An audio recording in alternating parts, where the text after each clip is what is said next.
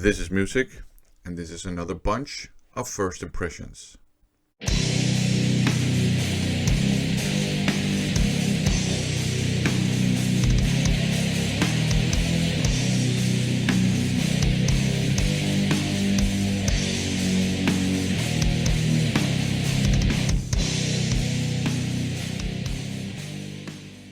Welcome to another first impressions video. I've been chewing my way through the blind buy CDs I picked up towards the end of 2021 and in the beginning of 2022. And so far it's been going great. We will continue down the road. However, this time there will be a couple of bumps on this road. That is life when you explore new music. Up first you have Bloodthirsty Demons Occultum Lapidem. This is actually quite interesting, I think. Style-wise, it kind of draws on a bunch of sort of more traditional types of metal, and then it has not all out harsh vocals, but borderline harsh vocals on top. So you got a bit of traditional metal riffage going on. You have some thrash. You have some almost groovy hard rock, almost southern rock kind of things going on. And so on and so forth. And then on top of that you have these really gnarly angry vocals that sound a bit like a less extreme version of the guy from Denial Fiend. So I can imagine that the vocals might get on some people's nerves, but I kind of like it. I think this is a pretty interesting listen. I'm pretty happy that I picked this one up, to be honest. Same thing goes for the next one. Bombs of Hades, Atomic Temples. This is just fast and fierce, crusty death, or maybe deathy crust. One of the two. I like it. I actually quite like it. It's just fast, deep beating, growling, angry, metal, punk, death, crust, whatever. Really enjoy it. Sort of the only maybe beef I have with this album is the 6th track, Crawling Wind, the Tyrant Embryo, which is more of an ambient kind of atmospheric kind of affair, which I think some people really will enjoy, that kind of like break from all the fierce and fast, crusty, deathy, punky goodness. But to me it was just a bit of an maybe annoying interruption. But apart from that, I think this is a great death-crust, or whatever you want to call it, album. Atomic Temples. I didn't know, by the way, Bombs of Hades. I have heard a couple of their other releases. The next one is Born Again, Unprecedented Atrocities. The core style here is some kind of thrash metal, but they draw on lots of other genres within metal, and to a certain extent, I guess there's a bit of a progressive touch to it. It's not super technical, I think, but it's just different. The vocals are sort of clean melodic vocals. It's pretty good stuff. Pretty interesting. I don't think it's something for, that universally appeals to every thrash metal fan in the world, but I quite like it. I think it's pretty good stuff. Maybe it's better to consider it some kind of progressively leaning power thrash or something like that, but I quite like it. And I didn't know what to expect from this, because the cover artwork probably suggests some kind of modern crust, actually, or hardcore or something like that. But yeah, thrashy, melodic thrashy stuff. The next one, Brimstone, Carving a Crimson Career.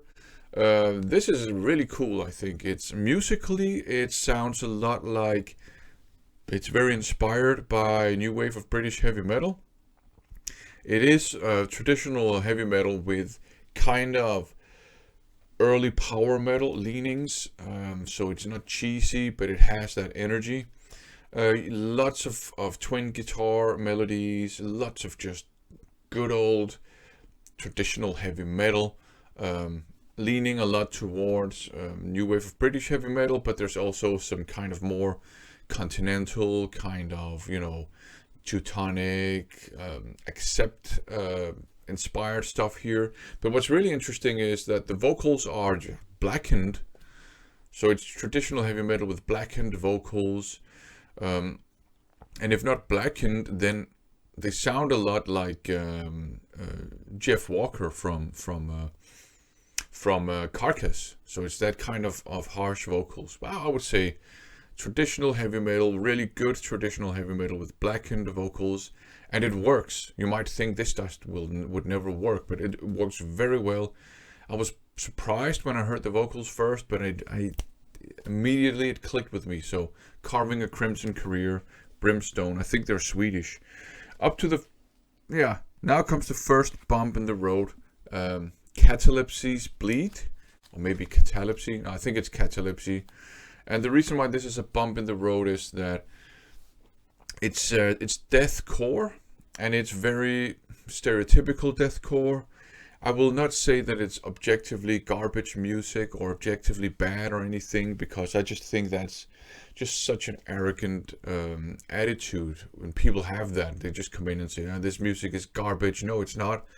You think it's garbage, and that's fair. I don't think it's garbage either, but deathcore has never really clicked 100% with me. This has all the tropes of deathcore. It has the typical sort of riffage. It has the you scream high, I scream low kind of vocal style. It even has on some of the drawn out screams the max headroom kind of effect on those, which I never really liked. So, I mean, if you like deathcore, this should be right up your alley. If you don't like deathcore, it should be very far away from your alley. I don't think the songs, sort of individually, I don't think the songs are bad.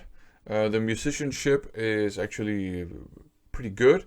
But it just, to me, gets very samey. And again, that's because I don't possess the ability to appreciate this genre of music.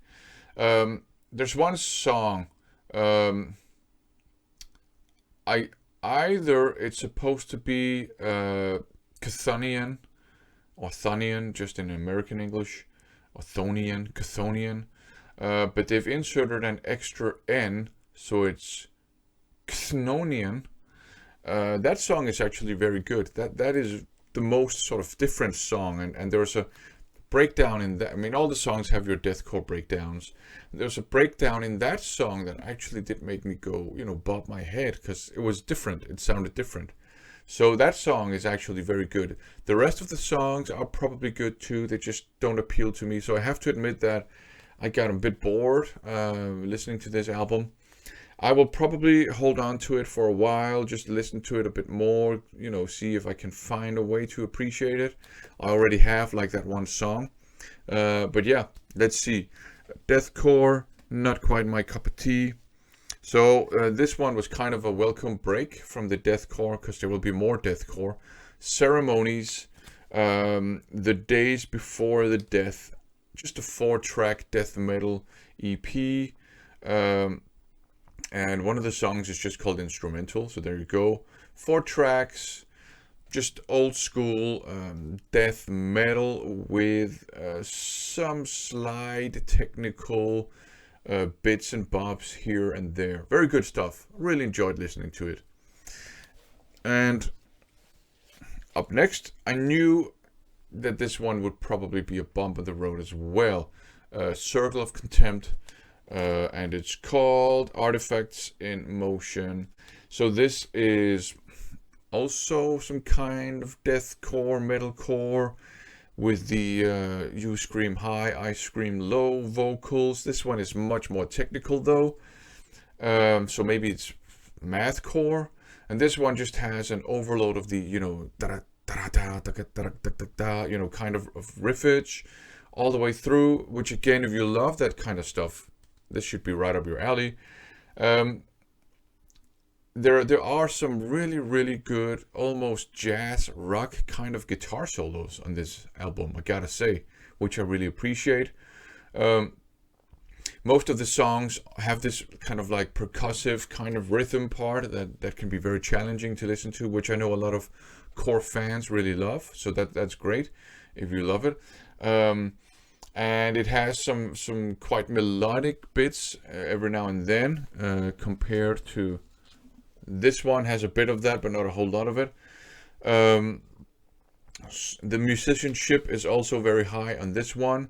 It's kind of technical, maybe a bit mathy, but while this one kind of bored me a bit, this one ended up annoying me. And I think what annoyed me was the sort of incessant core style of riffing with the you scream high, I scream low vocals on top. That just annoyed me. Had the vocals been different, had there been, I don't know, clean vocals, or I don't know, belting or whatever, I think I would not have been that annoyed with this one. Because the riffing and stuff, I could live with that. It is interesting, but overall, unfortunately, this one kind of ended up annoying me. And again, it's objectively speaking, it's not bad. It's not garbage.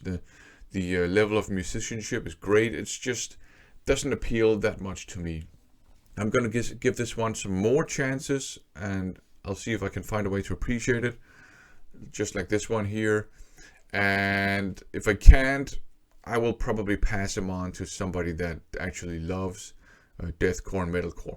Now, another thing that made me kind of, I guess, evaluate these a bit negatively is that they kept reminding me of a song by a comedy band called Psychostick.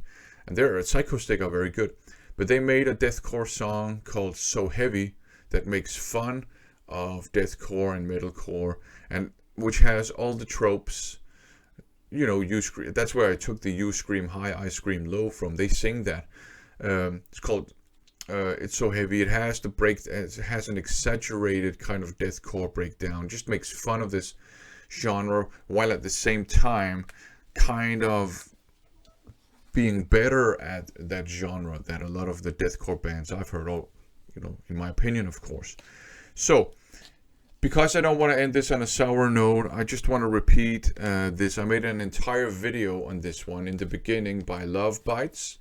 I picked up, this is a compilation, Lovebites power metal, another genre that I had kind of grown a bit tired of, at least Euro power metal. But these ladies bring the power back in power metal. This is great stuff. It's catchy, it's larger than life. Some of it's melodic. Some of it is just, old school heavy metal wrapped in modern power metal. Some of it is thrash metal, wrapped in power metal. It's really good. I really like this one. Good stuff. I enjoy this. I'm gonna check out some more Lovebites. And I just wanted to mention this. I made an entire video on it, but I just wanted to mention it again so as not to end on a sour note. So yeah, most of these first impressions were positive first impressions, interesting stuff, good stuff. But you did have these two deathcore releases that I acknowledge are probably good. They just didn't really appeal that much to me. Thanks for watching.